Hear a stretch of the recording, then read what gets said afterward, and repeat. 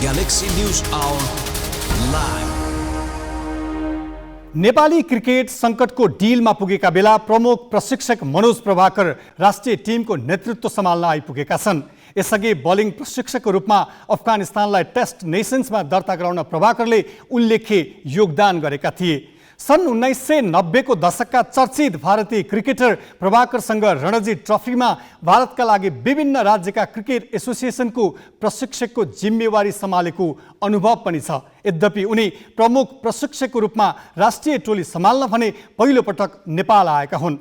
पूर्व प्रशिक्षक पुबुदु दासनायके अपरझट राजीनामा दिएर हिँडेपछि प्रभाकरको काँधमा नेपाली क्रिकेट टिमलाई नयाँ दिशा दिनुपर्ने चुनौती छ। नेपालमा क्रिकेट खेल्न थालिएको शताब्दी पुगे पनि 26 वर्ष अघि पहिलो पटक अन्तर्राष्ट्रिय प्रतियोगितामा राष्ट्रिय टिम सहभागी भयो। यसबीच छोटो समयमा राम्रै फड्को पनि मार्यो। एक दिवसीय क्रिकेट, अन्तर्राष्ट्रिय T20, विश्व क्रिकेट लिग र इन्टरकन्टिनेन्टलमा उपस्थिति जनायो। तर सीमित स्रोत साधन र क्रिकेट सङ्घभित्रको राजनैतिक खिचातानीले प्राप्त उपलब्धि पनि गुम्ने अवस्था छ। यस्तो बेला आएका प्रभाकरको काँधमा एक दिवसीय मान्यता जोगाउने र विभाजित मानसिकतामा रहेको टिमलाई एकजुट बनाइराख्ने मुख्य जिम्मेवारी छ। सधैँजसो कमजोर देखिएको टिमको ब्याटिङ सुधार्नुपर्ने अर्को चुनौती छ। ग्यालेक्सी न्युज आवरमा आज हामीसँग नवनियुक्त मुख्य प्रशिक्षक प्रभाकरको प्रतिबद्धता हुनेछ, साथै अन्याय र अत्याचारले पिल्सिएका जनताको आवाज नसुन्ने सरकारी संयन्त्र अनि निर्वाचनको स्वच्छता कायम गर्न आयोगको कमजोर भूमिका सम्बन्धी सामग्री प्रस्तुत गर्नेछौँ।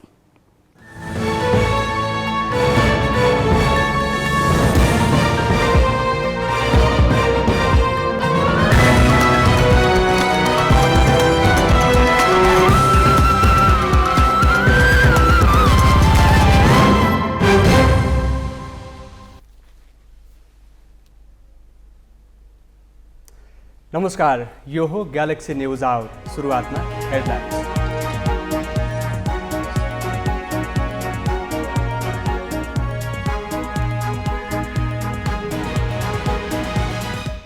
आम नागरिक माथिका शोषण र अत्याचारप्रति राज्य संयन्त्रमा चरम उदासीनता।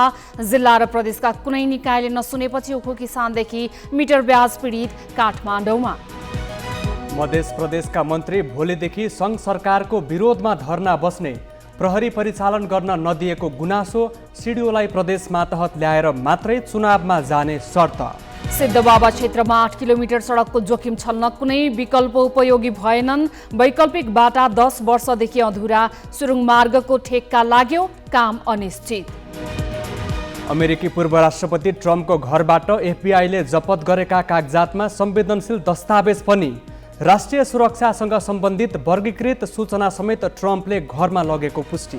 र राष्ट्रिय क्रिकेट टिमका मुख्य प्रशिक्षक मनोज प्रभाकर नेपाल आइपुगे। पहिलो पटक राष्ट्रिय टिम सम्हालेका प्रभाकरलाई एक दिवसीय मान्यता जोगाउने मुख्य चुनौती।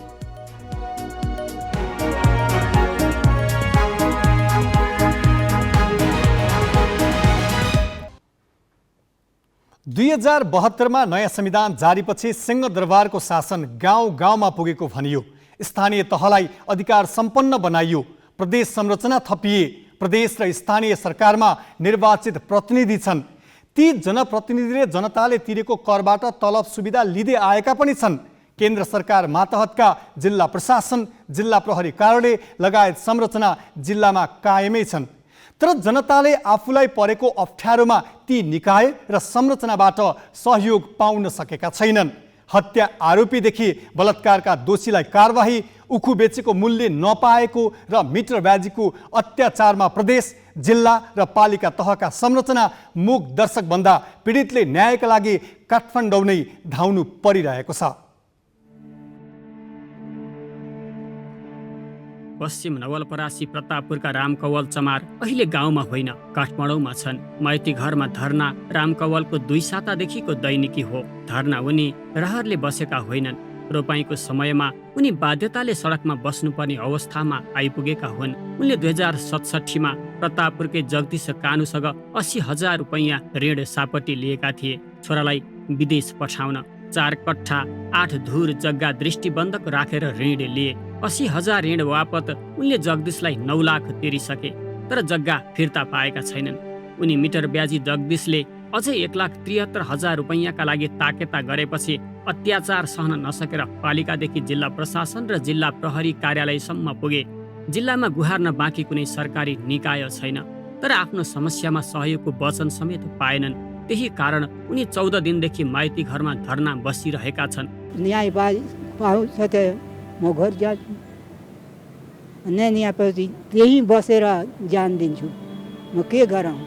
नवलपरासी बर्दघाट 14 का हर्षबहादुर कामीको पीडा त झन् सुनिसक्नुको छैन। हातमुख जोड्ने एकमात्र विकल्प 28 कट्ठा 12 धुर जग्गा मिटर ब्याजी साहुले हडपेका छन्। छोराको ब्रेन ट्युमरको उपचार गराउन 4 लाख ऋण लिएका थिए। 8 लाख बुझाउँदा पनि जग्गा फिर्ता पाएनन्। उल्टै 87 लाखको तमसुक बनाएर साहु बेपत्ता भए। ब्रेन ट्युमरबाट छोरा र उस्तै रोगबाट बुहारी गुमाएका उनी जिल्लाका निकाय धाउँदा धाउँदा गोडा फतक्क गलेपछि गुहार माग्न सिंहदरबार आइपुगेका छन्।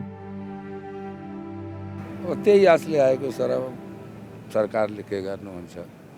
जिल्लामा चाहिँ यहाँहरूको खासै सुनवाई भयो।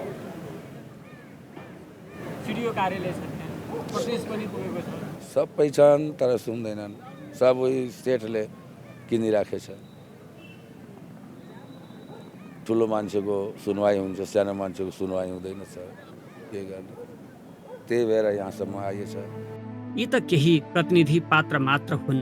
नवलपरासी बर्दघाटदेखि रामग्रामसम्म 16,000 निमुखा मिटर ब्याजीको पासोमा छन्। मिटर ब्याजीको अचाकली सर्लाही र सिराहामा पनि व्याप्त छ।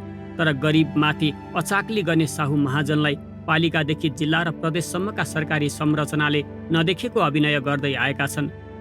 हामी कुन तहले संहितालाई अगाडि बढाउनु पर्यो भने नगरपालिका मातहतमा हामी प्रहरी राख्ने, नगरपालिका मातहतमा हामी प्रशासनका विभिन्न कार्यहरू गर्ने, नगरपालिका मातहतमा हामी नागरिकता प्रदान गरेसम्मका कामहरू गर्ने, सिडिओ कार्यालयलाई हामी प्रदेश मातहतमा राख्ने, यो सबै प्रदेश सरकारको मातहतमा विभिन्न खालको चाहिँ प्रहरी प्रशासनहरू पनि हुने। त्यो ढङ्गले यदि हामी जनताको अधिकारहरूलाई तलसम्म लग्न सक्यौँ भने त्यो हिसाबमा हामीले समस्या समाधान गर्न सक्छौँ। अन्यथा हामी कुनै नेताको मुख ताक्ने वा कुनै प्रशासकको मुख ताक्ने कुरामै हामी अल्मलिरहने हुन्छौँ।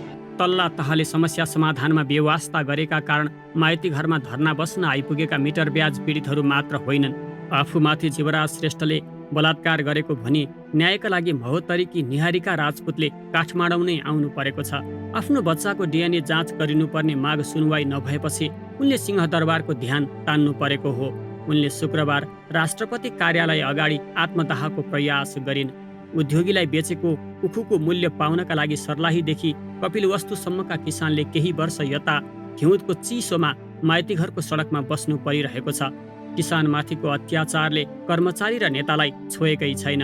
काठमाडौँ गएर आन्दोलन गरिरहँदा त्योभन्दा पूर्व पनि हामीले जानकारी गराइदिएको भए निश्चित पनि प्रतापपुर गाउँपालिकाभित्र रहेका यस्ता पीडित आम जनतालाई, आम विशेष गरी किसान वर्गलाई हामीले कसरी उहाँहरूको समस्या समाधान गराउन सक्छौँ त, त्यो विषयमा हामीले पनि चिन्तन गर्थ्यौँ। निश्चित पनि यो समस्या काठमाडौँभन्दा नि स्थानीय तहमा धेरै कुरा बुझेको हुन्छौँ हामीले, र यहाँको आम जनताले जति गर्न सक्छ, यहाँको आम स्थानीय सरकारले जति गर्न सक्छ त्यति काठमाडौँले नगर्ला। उद्योगीले रकम नदिएका कारण घर व्यवहार बिग्रिएपछि न्यायका लागि काठमाडौँ आएका सर्लाहीका उखु किसान नारायण राय यादवले घर फर्कन नपाई हृदयघातबाट ज्यान गुमाए। 2 महिलाको शङ्कास्पद मृत्युमा जिल्लामा न्यायको आश नदेखेपछि 10 महिना अघि बाँकेका केही अधिकारकर्मी नेपालगञ्जबाट 20 दिन पैदल हिँडेर काठमाडौँ आई माइतीघरमै धरना बसेका थिए। माइतीघर न्याय माग्ने थलो जस्तो बन्न पुगेको छ। माइतीघरमा न्याय माग्न जिल्लाबाट आउनेको लर्कोले देशको सङ्घीय व्यवस्थालाई गिज्याइरहेको छ। त्यति मात्र होइन, पालिका, जिल्ला र प्रदेश तहमा समाधान हुन सक्ने समस्यामा काठमाडौँ धाउनुपर्ने बाध्यताले ती संरचनामा रहेका कर्मचारी र जनप्रतिनिधिको भूमिकामाथि प्रश्न उठेको छ। उनीहरू पीडितलाई न्याय र दोषीलाई कारबाही दिलाउने भन्दा तलब भत्ता पचाउनमै सीमित भएको सन्देश गएको छ। सर्लाहीबाट विश्वनाथ ठाकुर र नवलपरासीबाट सरोज धितालको सहयोगमा अक्षर काका, ग्यालेक्सी फोके।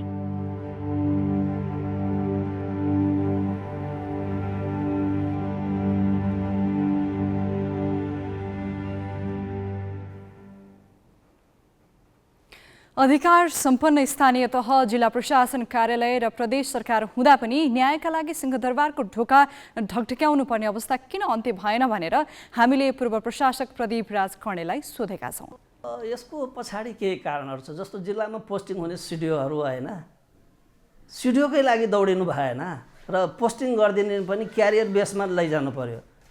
गृह प्रशासनभित्र गृह प्रशासन सेवा छुट्टै, जस्तो परराष्ट्र सेवा छ छुट्टै सेवा, कमसेकम सहसचिवसम्मलाई राखियो भने यो समस्याको हल हुन्छ। अब आज एउटा को फेरो समातेर सिडिओमा पोस्टिङ भइरह होला, मान्नु सबैलाई भने होइन मैले, केही व्यक्तिलाई वा बहुसङ्ख्यक व्यक्तिहरू गइरह होलान्।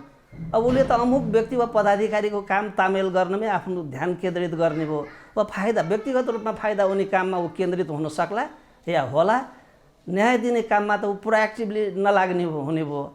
अब मन्त्रालयले यसो गर भनेर परिपत्र गर्नुपर्ने हो र मिटर ब्याजीलाई दायरामा लिएर आऊ भनेर गृह मन्त्रालयले परिपत्र गरे, मैले सार्वजनिक सञ्चारबाट थाहा पाइरहेको छु, देखिरहेको छु। त्यस्तो आदेश दिनु पर्दैन। त्यो आदेश किन दिनु पर्यो होला भनेपछि सिडिओले प्रोएक्टिभली काम गरेन, अब रिएक्टिभ भनेपछि गर्ला भनेर गर्यो। अब भनेपछि पनि अब कसरी गर्छ त सिडिओले? नागरिकले अनुभूत गर्ने विषयहरूलाई वार्षिक कार्य सम्पादनमा नराख्ने, कतिवटा चिठी लेख्यो, कतिवटा सम्पादन गर्यो, कतिवटा मुद्दा छिन्यो, कतिवटा नागरिकता दियो, त्यसले मिनिङ राख्दैन। सिडिओको अहिले मूल समस्या भनेको विषयको जानकारीको अभाव र त्यो प्रोएक्टिभली काम गर्दा कहीँ आफै फसिने हो कि कुनै नेताले वा कुनै अमुक शक्ति केन्द्रले चाहिँ मलाई सिडिओबाट हटाइ पो दिने हो कि भन्ने एउटा जुन साइकोलोजी मेबी है, यो हुनसक्ला भन्ने मेरो अनुमान हो। यस्ता कुराहरूलाई चाहिँ हटाएर काम गऱ्यो भने पनि धेरै उपलब्धि हुन्छ। संयन्त्रले आफ्नो कार्यक्षेत्रभित्रका नागरिकका पीडा देख्दैन र सुन्दैन, त्यहाँ किन चाहियो सरकारी कार्यालय, किन चाहियो सिडिओ र अरू कर्मचारी तथा जनप्रतिनिधिको तामझाम? अब केही न्युज संक्षेपमा। मध्य प्रदेश सरकारले प्रहरी समायोजन नभएको भनी केन्द्र सरकार विरुद्ध विरोधका कार्यक्रम घोषणा गरेको छ।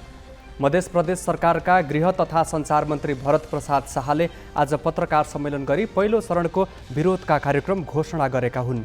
विरोध स्वरूप भोलिदेखि 1 सातासम्म प्रदेश प्रमुखको कार्यालय अगाडि दिनको 2 घण्टा धरना बस्ने मन्त्री शाहले बताए। उनका अनुसार प्रदेशका मन्त्री, सांसद र नागरिक अगुवा धरनामा बस्नेछन्। केन्द्र सरकारले प्रहरीलाई प्रदेशमा हस्तान्तरण नगरे विरोधका थप कार्यक्रम ल्याउने मध्य प्रदेश सरकारको चेतावनी छ। प्रहरी समायोजनका साथै प्रमुख जिल्ला अधिकारीलाई प्रदेश मातहत ल्याएर मात्रै चुनावमा जानुपर्ने मध्य प्रदेश सरकारको शर्त छ। यसअघि मध्य सरकारले प्रहरी समायोजन 7 दिनभित्र नटुङ्ग्याए आन्दोलन गर्ने चेतावनी सहित आइतबार प्रधानमन्त्री शेरबहादुर देउवालाई ध्यानाकर्षण पत्र पठाएको थियो। नेपाली कांग्रेसले प्रतिनिधि सभा र प्रदेश सभा चुनाव केन्द्रित देशव्यापी अभियानको समय घटाएको छ। पार्टी मुख्यालय सानेपामा आज बसेको कांग्रेसको कार्य सम्पादन समितिको बैठकले चुनाव केन्द्रित संगठन सुदृढीकरण अभियान भदौ 10 देखि 24 गतेसम्म सञ्चालन गर्ने निर्णय गरेको छ। अभियानको लागि सबै केन्द्रीय सदस्यलाई जिल्लामा खटाइने भनिएको छ। यसअघि पदाधिकारी र पूर्व पदाधिकारीको बैठकले अभियान भदौ 2 देखि 24 गतेसम्म सञ्चालन गर्ने निर्णय गरेको थियो। कार्य सम्पादन समितिको बैठकले निर्वाचन प्रयोजनको लागि निर्वाचन आयोगमा दल दर्ताको निवेदन बुझाउने जिम्मेवारी पार्टीका मुख्य सचिव कृष्ण प्रसाद पौडेललाई दिएको छ। त्यस्तै निर्वाचनको लागि उम्मेद्वार मनोनयनको पत्र पठाउने जिम्मा बैठकले सभापति शेरबहादुर देउवालाई दिएको छ। माओवादी केन्द्रले आसन्न प्रतिनिधि सभा र प्रदेश सभा निर्वाचनमा 2074 को चुनावी नतिजालाई आधार मानेर सत्ता गठबन्धनमा सिट दाबी गर्ने निर्णय गरेको छ। पार्टी कार्यालय पेरिस डाँडामा आज बसेको माओवादी केन्द्रको स्थायी समिति बैठकले अघिल्लो निर्वाचनमा पार्टीले प्राप्त गरेको सिट सङ्ख्यालाई आधार मानेर आफ्नो दाबी पेश गर्ने निर्णय गरेको हो। माओवादी केन्द्रले 2074 को प्रतिनिधि सभा निर्वाचनमा प्रत्यक्षतर्फ 36 सिट जितेको थियो। यसअघि जितेका स्थानमा आफूले नै टिकट पाउनुपर्ने अडान लिने निर्णय गरेको स्थायी समिति सदस्य देव गुरुङले जानकारी दिए। सिट बाँडफाँडका विषयमा गृह कार्यको लागि सत्ता गठबन्धनले यसअघि नै कार्यदल बनाइसकेको छ। त्यो कार्यदलले 4वटा मापदण्ड तय गरेको छ। नेकपा एमालेका अध्यक्ष केपी शर्मा ओलीले प्रमुख सत्तारूढ नेपाली कांग्रेसमाथि मुलुकलाई प्रतिस्पर्धाको राजनीतिबाट दुश्मनीतर्फ लगेको आरोप लगाएका छन्। लोकतान्त्रिक शेर्पा सङ्घले आज काठमाडौँमा गरेको कार्यक्रममा ओलीले एक्लै चुनाव लड्ने आँटै नभएर कांग्रेसले गठबन्धनमा धेरै दललाई सामेल गराउन चाहेको बताए। कांग्रेस सभापति एवं प्रधानमन्त्री शेरबहादुर देउवाले सत्ता गठबन्धनमा लोकतान्त्रिक समाजवादी पार्टीलाई पनि सामेल गराउनको लागि छलफल बढाएपछि ओलीको यो प्रतिक्रिया आएको हो। उनले कङ्ग्रेसलाई लौरो टेकेर पनि अडिन नसक्ने भएको टिप्पणी गरे। उनले एमालेलाई बहुमत ल्याउनबाट रोक्नको लागि गठबन्धन विस्तार गर्न लागि बताएका छन्। राष्ट्रपति विद्यादेवी भण्डारीले आत्मदाहको प्रयास गर्ने निहारिका राजपूतको विषयमा चासो राखेकी छिन्। राष्ट्रपति भण्डारीले आज कानुन मन्त्री गोविन्द बन्दी र महान्यायाधिवक्ता खम्बबहादुर खाँतीलाई शीतल निवास बोलाएर निहारिकाको विषयमा चासो राखेकी हुन्। राष्ट्रपतिको चासोपछि निहारिकाको मुद्दामा अहिलेसम्म भएका कामबारे जानकारी गराएको मन्त्री बन्दीले जानकारी दिए। निहारिकाले शुक्रबार राष्ट्रपति कार्यालय बाहिर आत्मदाहको प्रयास गर्दा प्रहरीले नियन्त्रणमा लिएको थियो। उनले आफूमाथि जनकपुरका शिवराज श्रेष्ठले बलात्कार गरेको तर घटनाको अनुसन्धान सुरुवातदेखि नै मुद्दा कमजोर बनाउने गरी भएकाले आफ्नो बच्चाको DNA जाँच गरिनुपर्ने माग गर्दै आएकी छन्। यसैबीच निहारिकाको मुद्दामा फैसला गर्ने धनुषाका जिल्ला न्यायाधीश परशुराम भट्टराई सर्वोच्च अदालत तानिएका छन्। उनीमाथि परेका विभिन्न उजुरीमा अनुसन्धान भइरहेको न्याय परिषदले जनाएको छ। हरेक चुनावमा निर्वाचन आयोगले आचार संहिता जारी गर्छ। चुनावलाई निष्पक्ष र विकृति रहित बनाउन यो जरुरी पनि छ, तर आचार संहिता उल्लङ्घन गर्नेलाई कारबाहीको पक्ष हेर्ने हो भने शक्तिशाली संवैधानिक आयोगको लाचारी मात्र उदाङ्गो पार्छ। विस्तृत क्रान्ति शिखाबाट। वैशाख 30 को स्थानीय चुनावको सिलसिलामा आचार संहिता तथा निर्वाचन कानून उल्लङ्घनको आरोप लागेकाहरूलाई निर्वाचन आयोगले स्पष्टीकरण सोधेको थियो। स्पष्टीकरण सोधिनेमा उम्मेदवारदेखि प्रमुख दलका शीर्ष नेता, सुरक्षा अधिकारी, कर्मचारी र पत्रकारहरू पनि थिए। तर आचार संहिता उल्लङ्घनका जतिसुकै गम्भीर आरोप लागे पनि आयोगले कुनै दण्ड सजाय गरेको छैन। पटके उल्लङ्घनकर्तालाई समेत आयोगले सामान्य सचेत मात्र गराएको छ। 78 वटा उल्लङ्घनका घटनामा आयोगले निर्णय गर्दा 22 वटालाई त कुनै कारबाही नगरी तामेलीमा राखेको छ। माओवादी अध्यक्ष पुष्पकमल दाहालले वैशाख 23 गते भरतपुरको सभामा माओवादी उम्मेदवारलाई मतदान नगरे देश दुर्घटनामा जाने अभिव्यक्ति दिए। देशको जनताको समृद्धि र विकासको आवश्यकता हो भन्ने नबुझेर हालिँदैन हँसी हतौडा भोट भन्नुभयो भने देश दुर्घटनामा जान सक्छ। भरतपुर महानगर प्रमुखमा उनकै छोरी रेणु दाहाल उम्मेदवार थिइन्। उनलाई मत नदिए राम्रो नहुने भनी सार्वजनिक मञ्चबाटै दाहालले धम्क्याएको भनेर चौतर्फी आलोचना भयो। निर्वाचन आयोगमा पनि उजुरी परे। आयोगले वैशाख 28 गते पत्र काटी यो अभिव्यक्ति निर्वाचन कानुन विपरीत किन नमान्ने, लोकतान्त्रिक प्रतिस्पर्धामा कुनै अमुक उम्मेदवारको हार जितले देश नै दुर्घटनामा पर्ने हुन्छ भनेर 24 घण्टाभित्र स्पष्टीकरण माग्यो।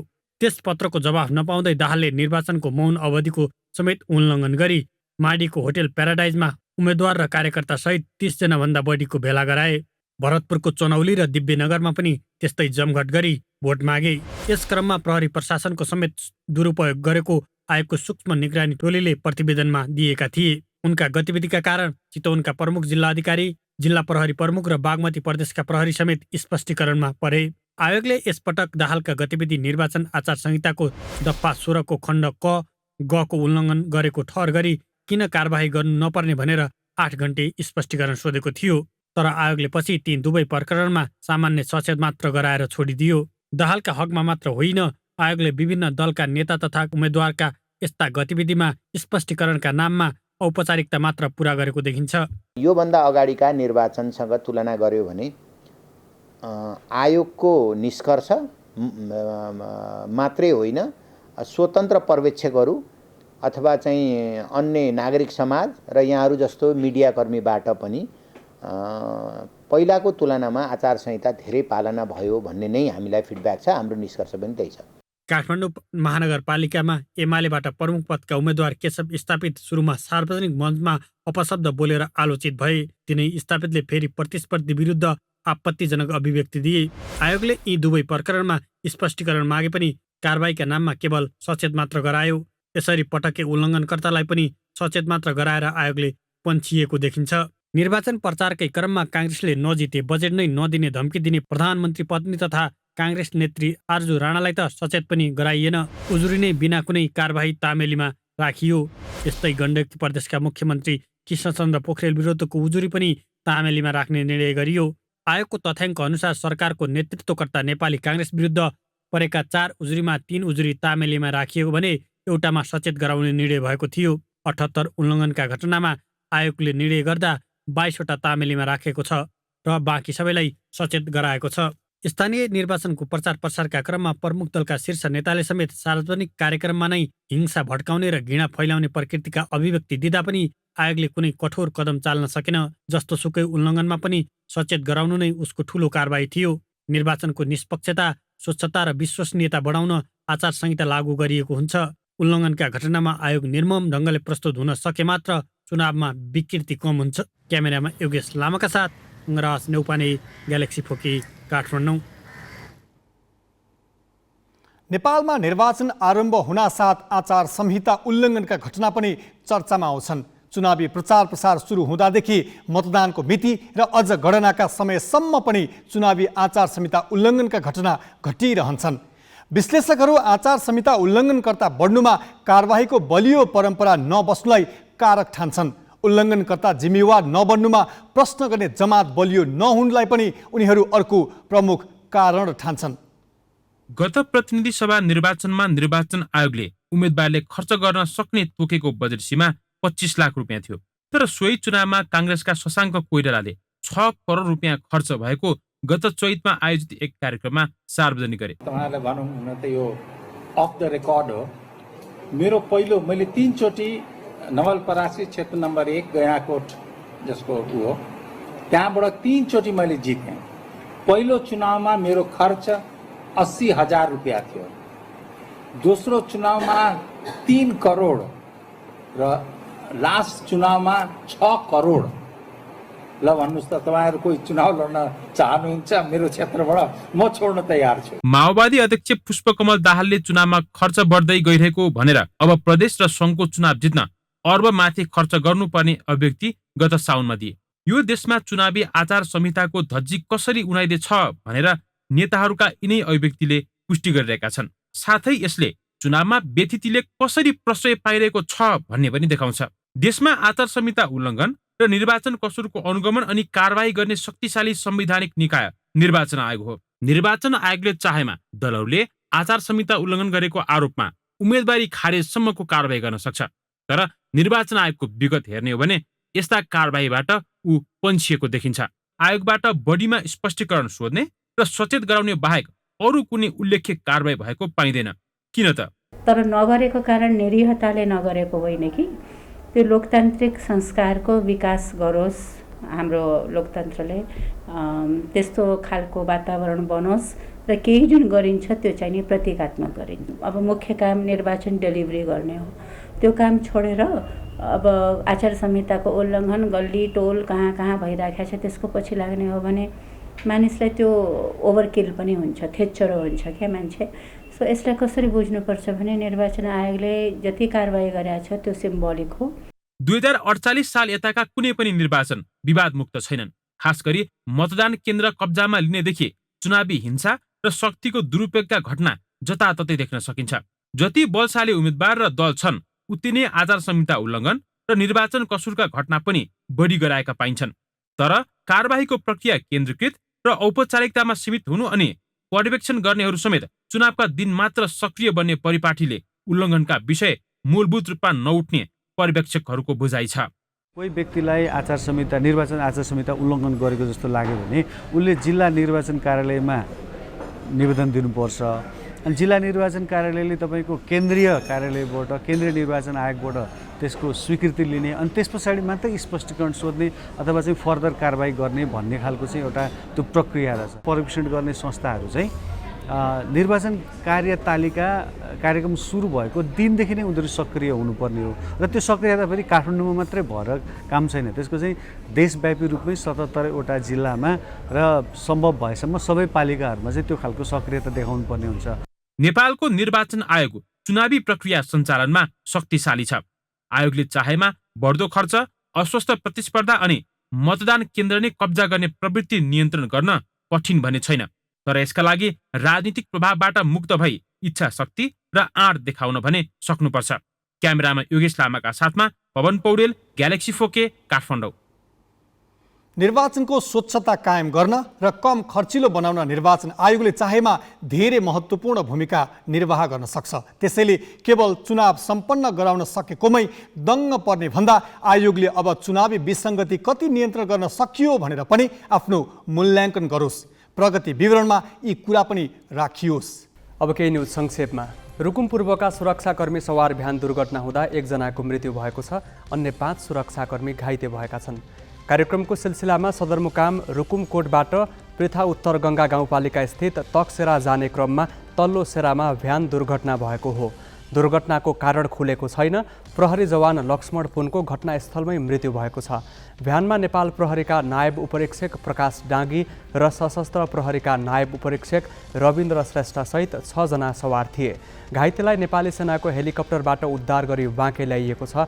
डाँगीको नेपालगञ्ज शिक्षण अस्पताल र श्रेष्ठको सशस्त्र प्रहरी बल अस्पताल 9 वास्तामा उपचार भइरहेको छ। पछिल्लो 24 घण्टामा 501 जना कोभिड मुक्त भएका छन्। केही दिन यता नयाँ सङ्क्रमितको सङ्ख्या बढिरहेकामा आज निको हुने बढेका हुन्। पछिल्लो 24 घण्टामा 3165 जनाको परीक्षण गर्दा 263 जनामा कोभिड देखिएको छ। PCR परीक्षणमा 162 जना र एन्टिजेन परीक्षणमा 101 जनामा सङ्क्रमण पुष्टि भएको हो। कोभिडका बिरामी मध्ये 2 जनाको मृत्यु भएको छ। नेपाली कङ्ग्रेसका महामन्त्री एवं पूर्व स्वास्थ्य मन्त्री गगन थापाले स्वास्थ्य प्रणालीमा सुधार नगरे सरकारले स्वास्थ्य बिमा कार्यक्रम थेग्नै नसक्ने बताएका छन्।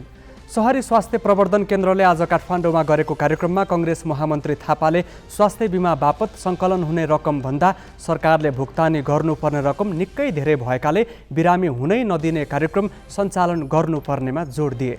सकेसम्म रोग लाग्न नदिने र लागे पनि कम उपचारमा निको हुने गरी सुधारका कदम नचाले आर्थिक रूपमा सरकारले बिमा कार्यक्रम थेग्न नसक्ने उनको भनाइरहेको छ। थापाले स्वास्थ्य बिमा कार्यक्रम निजी क्षेत्रलाई कुनै हालतमा दिन नहुने पनि बताएका छन्।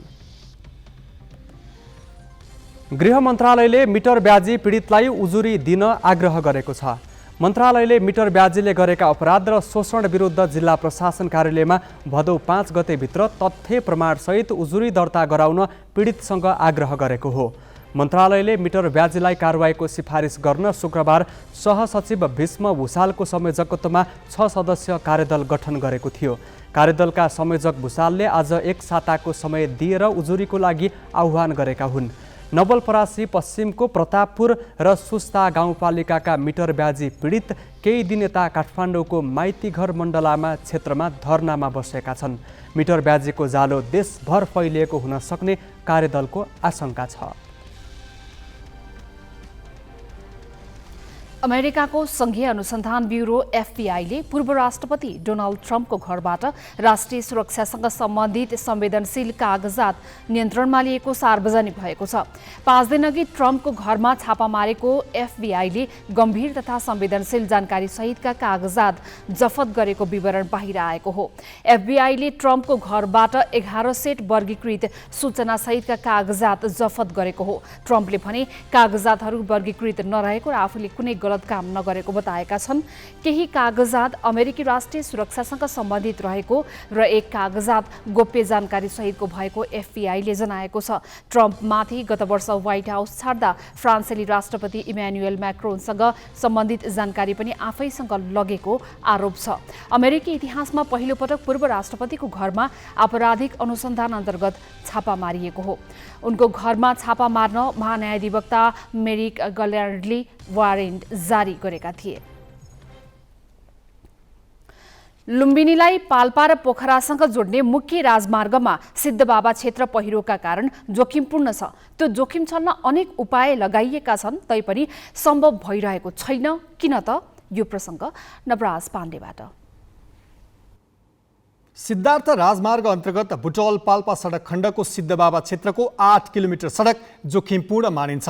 पछिल्लो 10 वर्षमा यो सडक खण्डमा 45 वटा दुर्घटना भए, जसमा परेर 38 जनाले ज्यान गुमाए। 100 भन्दा बढी यात्रु अङ्गभङ्ग भएको तथ्याङ्क छ। जोखिम न्यून गर्न भनेर केन्द्र र प्रदेश सरकारले सिद्धबाबा क्षेत्रको विकल्पको रूपमा रूपन्देहीको चरङ्गे झुम्सा सडक खण्ड र बेलबास नुवाकोट दोभान सडक खण्ड सुरु गर्यो। तर वैकल्पिक सडक निर्माण सुरु भएको 1 दशक हुँदा पनि पूरा भएको छैन। सिद्धार्थ राजमार्गको बुटोल पाल्पा सडक अन्तर्गत सिद्धबाबा क्षेत्रको 8 किलोमिटर सडक जोखिमयुक्त मध्ये एक हो। वर्षेनी पहिरोको कारण समस्याग्रस्त हुने यो सडकको विकल्पमा बनाउन सुरु गरिएका सडक समेत 1 दशक हुँदा पनि पुरा भएका छैनन्, जसका कारण सिद्धबाबा क्षेत्र भएरै जोखिम उठाएर यात्रा गर्नुपर्ने बाध्यता कायमै छ। हामी पानी पर्दा चाहिँ होइन ढुङ्गासुङ्गा बसिरहेका हुन्छन्। सरकारले चाहिँ यसो राम्रोसँग बाटो समयमै तयार गरे हुन्थ्यो बर्खामा भन्दा कि विकल्प बाटो गरिदिने, त्यो गरे पनि सबभन्दा राम्रो हुन्थ्यो। अब प्यासेन्जरहरूलाई पनि डरै छ, रिस्कमै हिँड्छन् सबै। सिद्धबाबा सडक खण्डको विकल्पमा सुरुङ मार्ग, चरङ्गे झुम्सा, बेलबास नुवाकोट पाल्पा सडक चर्चामा छन्। सिद्धबाबा सुरुङ मार्ग बनाउन आर्थिक वर्ष 2070-71 पहिलो पटक बजेट छुट्याइएको थियो। डिपिआर तयार भई ठेक्का लागिसकेको भए पनि काम सुरु कहिले हुने टुङ्गो छैन। बुटोलको बेलबास नुवाकोट हुँदै पाल्पाको तिनाउ गाउँपालिका जोड्ने अर्को 18 किलोमिटर सडकको ट्र्याक पनि खोलिएको छ। तर वर्षायाममा प्रयोग गर्न मिल्ने गरी यो सडक तयार भइसकेको छैन। विगतमा 2-3 वर्षदेखि अगाडि बन्न सुरु भएको हो र 1-2 वर्ष अगाडि त तपाईँको खासै यो हन्चुवाको भरमा काम भयो। पैसा जति कसरी काम गर्ने त प्राविधिक हिसाबले पनि खासै राम्रो काम भएन, धेरै क्षति भयो।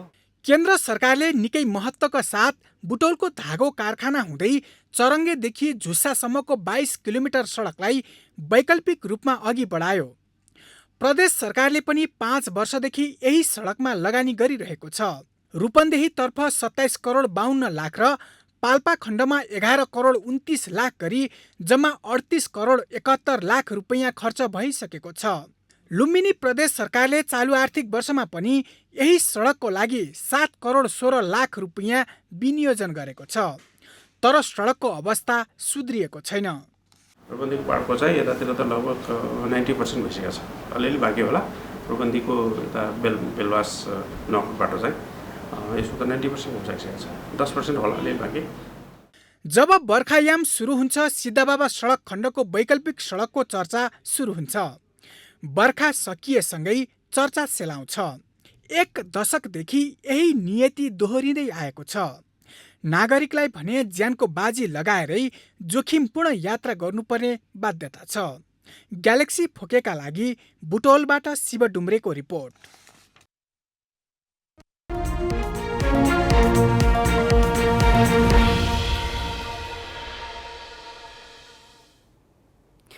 यो साता सेयर बजार 3.5% घट्यो। दैनिक औसत कारोबार 2 अर्बभन्दा तल झर्यो। बैंक तथा वित्तीय संस्थाबाट 3 सातामै 1.25 खर्ब निक्षेप घटेको छ। ब्याजदर बढाउन तयार नभएका बैंकमा लगानी योग्य रकम सकिँदै गएको छ।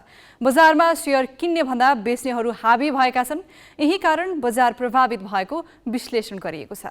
यो साता सेयर बजार 75 अङ्कले घट्यो। लगानीकर्ताले 1 खर्ब 5 अर्ब सम्पत्ति गुमाए। बजार पुँजीकरण 29 खर्ब 10 अर्ब कायम छ। माघदेखि लगातार घट्दो ट्रेन्डमा रहेको बजार जेठमा बजेट सार्वजनिक भएपछि माथि उक्लिएको थियो, तर त्यो वृद्धि टिक्न सकेन। 2 महिना नबित्दै नेप्सेले फेरि रङ फेरेको छ। यो साता नेप्से नयाँ ट्रेन्ड लाइनलाई ब्रेक गरेर तल ओर्लिएको छ। बैंकिङ प्रणालीमा लगानी योग्य रकम अभावको समस्या दोहोरिएपछि बजार फेरि पनि प्रभावित भएको विश्लेषण गरिएको छ। राष्ट्र बैंकले ब्याजदर बढाउने नीति लिँदा बैंकहरूले कार्यान्वयन गर्न मानेनन् र नयाँ आर्थिक वर्ष सुरु भएको 3 सातामै बैंकिङ प्रणालीबाट 1 खर्ब 22 अर्ब निक्षेप बाहिरिएर तरलता अभावको समस्या देखिएपछि लगानीकर्ताको मनोविज्ञानमा असर परेको छ। अहिले सेयर किनेर लामो समय राख्न चाहने लगानीकर्ता देखिँदैनन्। छोटो अवधिमा केही नाफा भएपछि बिक्री गर्नेहरू नै बजारमा बढी सक्रिय छन्। यसले बिक्री चाप बढाएको छ। बैंकहरूले राम्रो लाभांश वितरण गर्न सक्ने गरी वित्तीय विवरण सार्वजनिक गरे पनि लगानीकर्ताको आकर्षण देखिँदैन। यसो हुनुमा लगानी योग्य रकम अभाव र कर्जाको ब्याजदर बढ्ने भयो हो। प्राविधिक विश्लेषकहरूले असार 10 यता बनेको नयाँ ट्रेन्ड लाइन ब्रेक भइसकेकाले बजार माथि जाने बलियो आधार छैन भनेका छन्। चिरञ्जीवी भट्टराई, ग्यालेक्सी फोके, काठमाडौँ। बुकर पुरस्कार विजेता भारतीय मूलका लेखक सलमान रुस्दी शुक्रबार अमेरिकाको न्युयोर्कमा आक्रमणमा परे। एक साहित्यिक कार्यक्रममा भाग लिइरहेका बेला उनीमाथि एक व्यक्तिले मञ्चमै उक्लिएर चक्कु प्रहार गरे।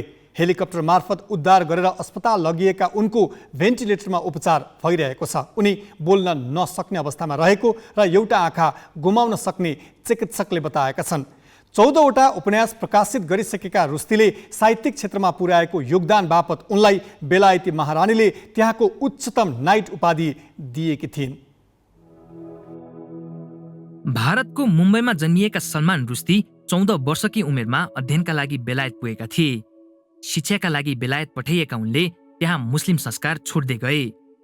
रुस्दीले बेलायतको प्रतिष्ठित किङ्स कलेज इन क्याम्ब्रिजबाट इतिहासमा अनर्स डिग्री लिए। त्यसको केही समयपछि उनी बेलायतको नागरिक बने। लेख्नमा अब्बल उनले उपन्यास लेख्दै विज्ञापन सम्बन्धी काम गरे। त्यसको केही समयमा नै उनले आफ्नो पहिलो पुस्तक ग्रिमस सार्वजनिक गरे। सो पुस्तक त्यति सफल भएन, तर उनले हार मानेनन्। फेरि 5 वर्ष लगाएर आफ्नो दोस्रो पुस्तक मिडनाइट चिल्ड्रेन लेखे। सोही पुस्तकले उनलाई सन् 1981 को बुकर पुरस्कारको विजेता बनाइदियो। मिडनाइट चिल्ड्रेन पुस्तकपछि रुस्दी चर्चामा आए। त्यसको 7 वर्षपछि अर्थात् सन् 1988 मा उनको चौथो उपन्यास द सेटनिक भर्सेस छापियो। सो उपन्यास बेलायतमा मात्रै 10 लाख प्रति बिक्री भयो। उपन्यास निकै चुलियो र यसले व्हिटब्रेड पुरस्कार पनि प्राप्त गर्यो। तर पुस्तकले ईशनिन्दा गरेको भन्दै भारत, पाकिस्तान र अन्य देशले प्रतिबन्ध लगाए। पुस्तककै कारण उनी 9 वर्षसम्म भूमिगत बस्न बाध्य भए। सन् 1989 को जनवरीमा बेलायतको ब्राडफर्डमा मुस्लिमले सांकेतिक रूपमा पुस्तकको एक प्रति जलाए। सोही वर्ष फेब्रुअरीमा तेहरानमा भएको रुस्दी विरोधी दंगामा केही मानिसको मृत्यु भयो। पुस्तक प्रकाशित भएको 1 वर्षपछि इरानका सर्वोच्च नेता अयतोल्ला रुहुल्लाह खोमेनीले रुस्दीको हत्या गर्ने चेतावनी दिँदै उनको टाउकोको मूल्य 30 लाख अमेरिकी डलर तोके। अमेरिका, फ्रान्स र अन्य पश्चिमा देशहरूले भने उनलाई दिएको मृत्युको धम्कीको निन्दा गरे। पछिल्ला 2 दशकमा उनले Shalimar the clown, the golden house, Quichotte लगायत 14 उपन्यास लेखे। रुस्दीले साहित्य क्षेत्रमा पुर्याएको योगदानका कारण उनलाई बेलायतको सबैभन्दा ठूलो नाइट उपाधि दिएको थियो। सलमान हाल अमेरिकामा बस्दै आएका थिए। अमेरिकामै उनीमाथि हमला भएको हो। International bureau, galaxy 4K।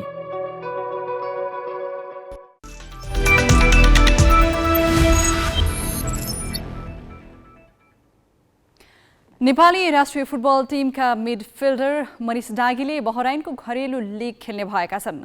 डागीलाई बहराइनको club इतिहाद अल रेफले अनुबन्ध गरेको छ। इतिहाद बहराइनको दोस्रो डिभिजन लिग खेल्ने क्लब हो। मनिषलाई 2022-23 को सिजनका लागि अनुबन्ध गरिएको छ।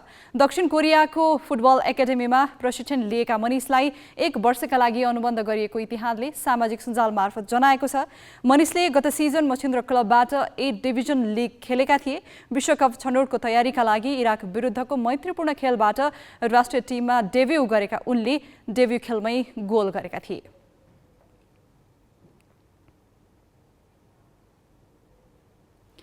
नेपाली राष्ट्रिय क्रिकेट टिम सम्हाल्नका लागि नेपाल क्रिकेट संघ क्यानले 1 साता अघि भारतका मनोज प्रभाकरलाई नियुक्त गर्यो। नवनियुक्त मुख्य प्रशिक्षक प्रभाकर जिम्मेवारी सम्हाल्न आज नेपाल आएका छन्। उनीसँग यसअघि राष्ट्रिय टिम सम्हालेको अनुभव छैन। अर्कातिर नेपाली टिमको प्रदर्शन स्तर भने खसिए छ। त्यसैले प्रभाकरलाई राष्ट्रिय टिमको मुख्य प्रशिक्षकका रूपमा परीक्षा उत्तीर्ण गर्न निकै कठिन हुने विश्लेषण गरिएको छ। एसोसिएट राष्ट्र नेपाललाई विश्वकपसम्म पुर्याउने र डिभिजन लिगमा दिलाएको सफलताका कारण सर्वाधिक सफल प्रशिक्षक पुबुदु दासानायके हुन्। उनले सन् 2011 देखि 2015 सम्म टिम सम्हाल्दा नेपालले सन् 2014 मा T20 विश्वकप खेलेको थियो। तर उनको दोस्रो इनिङ्स सफल हुन सकेन। उनले सम्झौता अवधि सकिनु अगावै 1 महिना अघि राजीनामा दिए। नेपाली टिम अहिले अप्ठ्यारो स्थितिमा छ। एकातिर प्रदर्शन स्तर खस्किएको छ भने अर्कातिर खेलाडीमा गुटबन्दी छ। त्यसको असर मैदानमै देखिरहेको छ। यस्तो बेला नवनियुक्त प्रभाकर नेपाली टिम सम्हाल्न आइपुगेका छन्। नेपाली क्रिकेटको 26 वर्षीय अन्तर्राष्ट्रिय यात्रामा प्रभाकर 10औं प्रशिक्षक हुन्। आफ्नो खेल करियरमा प्रभावशाली खेलाडीको परिचय बनाए पनि उनीसँग राष्ट्रिय टिमको नेतृत्व सम्हालेको अनुभव छैन। उनले शनिबार त्रिभुवन विमानस्थलमा ओर्ले लगत्तै क्यानका पदाधिकारीको स्वागत पाए। तर मुख्य प्रशिक्षकको जिम्मेवारीमा सफल हुनका लागि उनलाई सजिलो पर्ने छैन। This is the challenge for me, and I accept it, and I'm ready to promote and help the youngsters of Nepal and hope for the best. अहिले नेपाली टोलीलाई एक दिवसीय मान्यता जोगाउने प्रमुख चुनौती छ। विश्वकप क्रिकेट लिगका बाँकी खेल नेपालका लागि निकै महत्त्वपूर्ण छन्, जसले विश्वकप र एक दिवसीय मान्यताको भविष्य निर्धारण गर्नेछ। Look, I have enough experience, so I know how to tackle and how to improve the youngsters. Whoever is struggling, it's just the minor things. You have to correct, and then you will see the difference. So that's why I'm here, and you will see the difference within 2-3 months. I have to make them understand that this is the goal what we have to achieve. We have to achieve the level of one-day cricket first, and then the test grade. T20 मार्फत पनि नेपालले वरीयता ख्याल गर्नुपर्नेछ। मैदानभित्रका चुनौती बाहेक टिमले नकार्दै आएको तर सबैले महसुस गरेको गुटबन्दी अन्त्य गरी खेलाडीलाई एकताबद्ध बनाउनु पर्ने जिम्मेवारी पनि नयाँ प्रशिक्षकको काँधमा छ। टिममा युवा खेलाडीको बाहुल्यता छ। युवा खेलाडी र अनुभवी खेलाडी बीच तालमेल देखिएको छैन, तर कुनै पनि बहानामा खराब प्रदर्शन गर्ने छुट छैन। नेपालमा खेलिने अन्य खेलको तुलनामा राष्ट्रिय क्रिकेट खेलाडी नै बढी एक्सपोजर पाइरहेका छन्। यो अवस्थामा प्रभाकरले परीक्षामा आफूलाई कतिको खरो उतार्छन्, उनको भूमिकाले पनि नेपाली क्रिकेटको भविष्य निर्धारण गर्नेछ।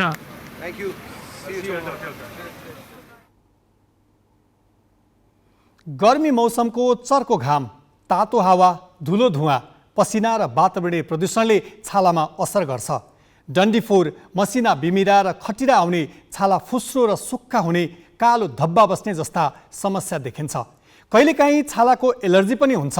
यी समस्याबाट जोगिन कस्तो स्याहार आवश्यक पर्छ भनेर हामीले छाला रोग विशेषज्ञ डाक्टर अमृता श्रेष्ठलाई सोधेका छौँ। अब रेनी सिजनमा चाहिँ अलिकति ट्रपिकल क्लाइमेट हुन्छ नि त, अलिकति गर्मी बढी हुन्छ होइन। यसले गर्दाखेरि चाहिँ फङ्गल इन्फेक्सनहरू होइन हुने सम्भावना बढी हुन्छ। जति हामी छालाको विभागमा ओपिडीमा धेरै हेर्ने बिरामीहरू भनेको चाहिँ फङ्गल इन्फेक्सनको, त्यसलाई चाहिँ टिनिया भन्छ। टिनिया कुनै पनि बडी पार्ट्सको हुनसक्छ होइन। टिनिया कर्पोरिस भन्छ, टिनिया पेडिस भन्छ। त्यस्तै गरेर टिनिया अब त्यो अरू मलमहरू लगाएर बिगारेर आउने पनि हुन्छ। फङ्गल इन्फेक्सन नचिनेर होइन, बाहिर पसल औषधिबाट जुन पाए त्यही औषधि लगाएर त्यसले गर्दा पनि बिगारेर आउने पनि हुन्छ। त्यसलाई टिनिया इन्कग्निटो भन्छ। बालबच्चाहरूमा चाहिँ किराको टोकाइले गर्दाखेरि प्यापुलर अर्टिकेरिया भन्छ। त्यो चाहिँ एउटा इन्सेक्टले गर्दा, इन्सेक्टको बाइटले गर्दा हुने हाइपरसेन्सिटिभिटी रियाक्सन हो। त्यो बाहेक अब हामीले देख्ने अरू भनेको चाहिँ जस्तो अब कुनै कुराको एलर्जी हुने, बोट बिरुवाहरू छोएपछि हुने एलर्जी, धान खेतमा जाँदाखेरि हुने एलर्जी, अनि त्यसले गर्दा स्किनमा बिबिराहरू आउने, रातो बिबिराहरू जिउभरि आउने, त्यसलाई चाहिँ एलर्जी कन्ट्याक्ट डर्माटाइटिस पनि भन्छ। विभिन्न प्रकारको रोगहरू देखा पर्छ छालामा। अब त्यो अवस्था हेरेर त्यसको पहिचान गरेर सही उपचार गर्न सक्नुपर्ने हुन्छ। रातो रातो बिबिराहरू होइन, अब गोलो गोलो खाल चक्का परेको हुन्छ हेर्दाखेरि नयाँमा चाहिँ, तर औषधि लगाएर अरू लगाएपछि चाहिँ फेरि त्यो चेन्ज, त्यसको स्वरूप चेन्ज हुन्छ। तर फ्रेसमा हेर्दाखेरि चाहिँ एनुलर लिजन भन्छ कि, जसमा चाहिँ त्यो छालामा चाहिँ रातो बिबिरा चाहिँ सेन्टरमा चाहिँ अलिक खाली हुन्छ, बाहिरपट्टि जुन त्यो एनुलर रिजनमा चाहिँ त्यहाँ चाहिँ अलिक रातो भएको हुन्छ। हेर्दाखेरि चिनिन्छ कि यो फङ्गल इन्फेक्सन हो भनेर। सरुवा रोग हुन्छ होइन, त्यसले गर्दाखेरि आफ्नो रुमालहरू अलग्गै राख्ने, सरसफाइमा ध्यान दिने, सकभर अब अर्काको सामान युज नगर्ने, त्यो गर्नुभयो भने चाहिँ ठिक हुन्छ टाइममै। जस्तो अब आजकल के चलन छ भन्दाखेरि सामान्य छालाको रोग त हो नि भनेर औषधिबाट यतिकै औषध लिएर युज गर्ने बानी छ। त्यसले गर्दा चाहिँ झन् समस्या बल्झिरहेको देखिन्छ कि, ठिकै हुँदैन। लाउन्जेल अलिकति केही रोग लुक्या जस्तो हुन्छ, तर 2-4 हप्तापछि फेरि बल्झिन्छ कि। त्योभन्दा बरु डाइरेक्ट छाला रोगको विशेषज्ञ डाक्टरकोमा जाने अनि उपचार गर्यो भने चाहिँ एकदम राम्रो उपचार हुन्छ पनि, अनि फेरि बल्झिनु पनि पाउँदैन, अरूलाई सर्न पनि पाउँदैन। चिल्लो नै हुन्छ हाम्रो छालाहरू होइन। सकभर राम्रो फेस वासले मुख धुने होइन। ओइली स्किन, अलिकति डन्डीफोर आउने खालको छाला छ भने चाहिँ स्यालिसाइक्लिक एसिड भएको होइन, अनि यो ग्लाइकोलिक एसिड भएको यस्तो खालको तत्त्व भएको फेस वासले मुख धुनु पर्यो। सनस्क्रिन रेगुलरली युज गर्नु पर्यो होइन। अब ओइली स्किन छ भने चाहिँ जेल बेस्ड सनस्क्रिन युज गर्ने, बिहान 8 बजे 12 बजे भ्याएसम्म होइन। एकचोटि लगाएको सनस्क्रिन 2 घन्टा मात्रै काम गर्छ। सनस्क्रिनमा हुने पनि तत्त्वहरू भनेको चाहिँ जिङ्क अक्साइड, टाइटेनियम डाइअक्साइडहरू हो। छालालाई हेल्दी राख्नको लागि गुड डायट होइन, गुड हाइजिन, अनि त्यसपछि गुड स्लिप त चाहिहाल्यो। त्यो सँगसँगै अब सनस्क्रिन मोइस्चराइजरको रेगुलर प्रयोग गर्नु पर्यो। सन प्रोटेक्सन मस्ट हो होइन। दागहरू बस्न छालामा त अब जुन चायापोतो आउने छालाले चाहिँ घामबाट बचाउनै पर्यो। सनस्क्रिन भ्याएसम्म दिनमा 2 पटकदेखि 3 पटक लाउनै पर्यो। अनि सनस्क्रिन हेर्दाखेरि एसपिएफ पनि 30 देखि 50 होइन, 30-50 को चाहिन्छ। 30 ले चाहिँ 97% सन प्रोटेक्सन गर्छ भने 50ले चाहिँ 99% सन प्रोटेक्सन गर्छ होइन। मानव सभ्यता र संस्कृतिका अनेकन आयाम झल्कने यो दृश्य काठमाडौँको बौद्धमा मनाइएको रोपाई जात्राको हो। गाई जात्राको भोलिपल्ट काठमाडौँको बौद्धमा धुमधामका साथ रोपाई जात्रा मनाउने चलन छ। जात्रामा विभिन्न वेशभूषा, झाँकी, व्यङ्ग्यात्मक प्रस्तुति देखाउने गरिन्छ। रोपाई जात्राका अवसरमा झाँकी, लाखे, नाच लगायत रोचक दृश्यहरू प्रस्तुत हुने गर्छन्।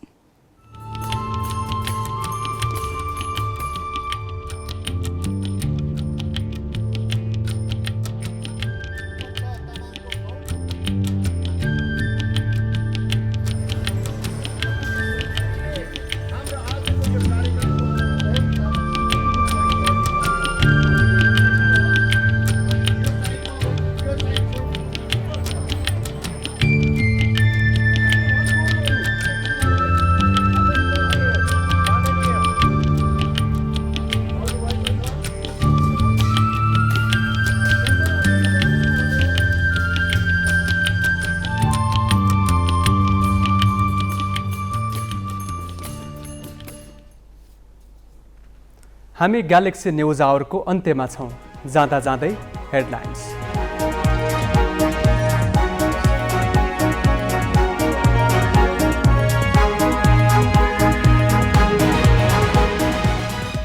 आम नागरिक माथिका शोषण र अत्याचारप्रति राज्य संयन्त्रमा चरम उदासीनता।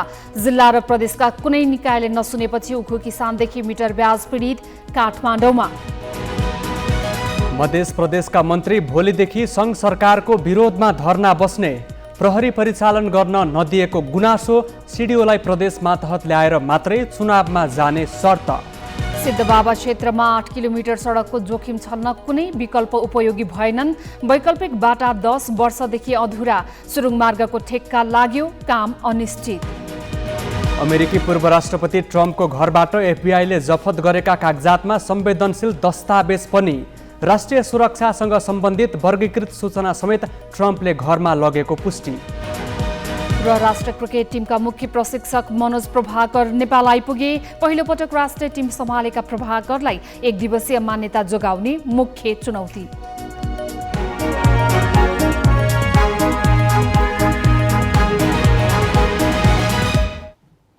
आजलाई ग्यालेक्सी न्युज आवर सकियो।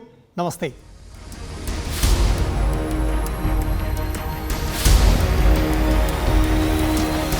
This is Galaxy News Hour Live.